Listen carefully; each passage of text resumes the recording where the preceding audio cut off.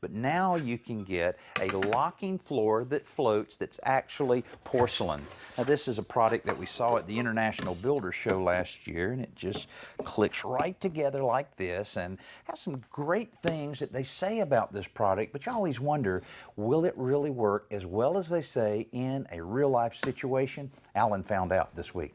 Alan demoed the product on a table at the trade show, so for his real-world test, he's chosen a vintage 50s bathroom in need of a flooring update, and its owner, Melanie Petithary, is helping with the installation and product evaluation. Like all floating floors, Click's tile requires expansion gaps around the perimeter, so Alan is using some homemade spacers along the walls and tub.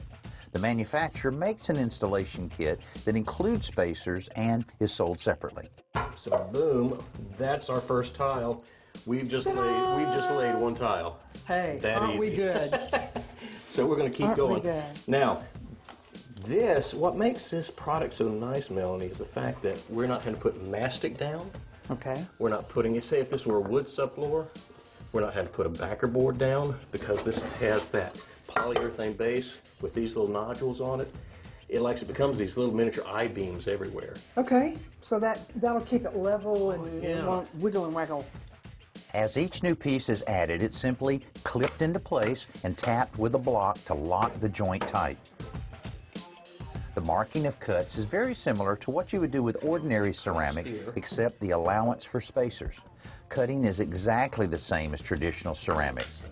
You need a wet saw to cut through the porcelain and the polyurethane backing. Standing or kneeling on the tiles that are already laid seem to be the best way to tap in additional tiles, and in the middle of the room, this part goes really quickly. Where it begins to get tricky is as you near the opposite wall, there's less room to swing the rubber mallet, so it's a little more difficult to tap the pieces together, and each piece is a bit of a challenge. That installation kit we mentioned earlier is supposed to solve that problem, but since Alan doesn't have that, he has to do a little improvising. Now what's interesting to see here is how quickly Melanie is picking this up. Score down lines. Score in a straight line. Yeah, straight down there, and that's what I need to keep.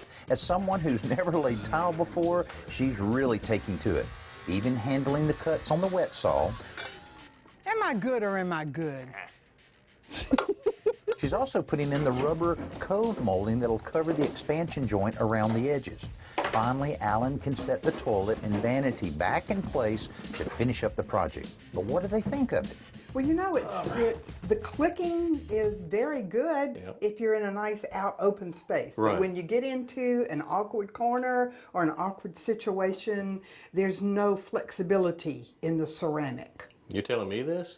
Well, I know it, yeah.